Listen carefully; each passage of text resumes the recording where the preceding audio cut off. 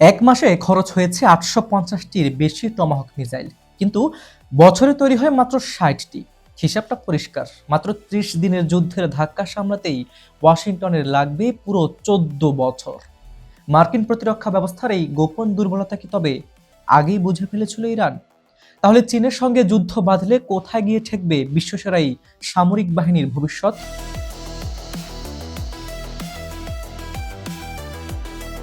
অত্যাধুনিক আকাশ প্রতিরক্ষা ব্যবস্থা আর বিলিয়ন ডলারের অস্ত্রের দম্ভ নিয়ে ইরানের বিরুদ্ধে ময়দানে নেমেছিল America.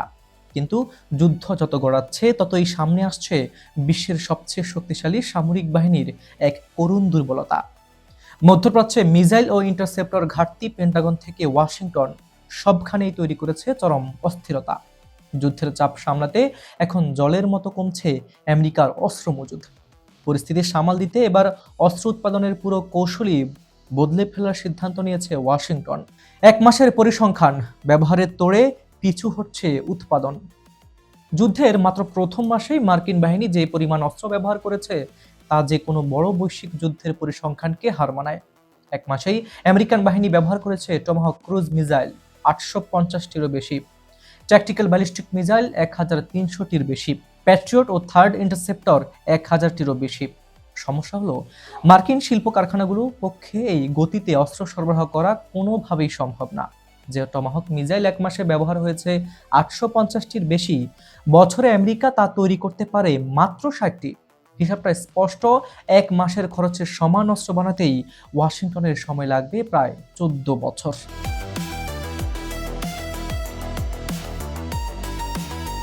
Think tank centre for strategic and international strategies এর বিশ্লেষণ অনুযায়ী মধ্যপ্রাচ্যের সংঘাত আমেরিকার প্রতিরক্ষা মজুদে ধস নামিয়েছে।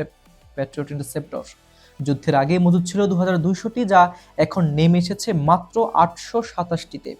থার্ড ইন্টারসেপ্টর 452টির মজুদ কমে দাঁড়িয়েছিল 278টিরও নিচে। রয়টার্সের প্রতিবেদনে আরও ভয়ঙ্কর তথ্য প্রকাশ্যে এসেছে। দীর্ঘমেয়াদী লড়াইয়ে আমেরিকা তাদের এটিএস, সিএমএস এবং প্রিসিশন এমএস এর বৈশ্বিক মজুদের প্রায় পুরোটাই শেষ করে ফেলেছে।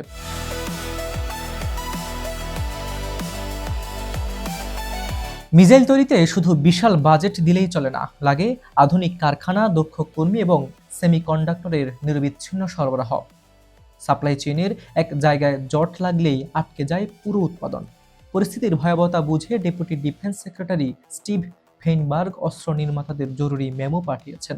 গুরুত্বপূর্ণ অস্ত্র ব্যবস্থার উৎপাদন দ্রুত বাড়ানোর পরিকল্পনা জমা দেওয়ার জন্য নির্মাতাদের মাত্র 21 দিনের সময় বেঁধে দেওয়া হচ্ছে। শুধু বেশি অস্ত্র বানানো নয়, পেন্টাগনের বর্তমান লক্ষ্য এখন একটাই: কম খরচে ও কম সময়ে বেশি অস্ত্রের যোগান দেওয়া। একই সঙ্গে অস্ত্র নির্মাতা প্রতিষ্ঠানগুলোকে নিজস্ব তহবিল বিনিয়োগের নির্দেশ দিচ্ছে আমেরিকা।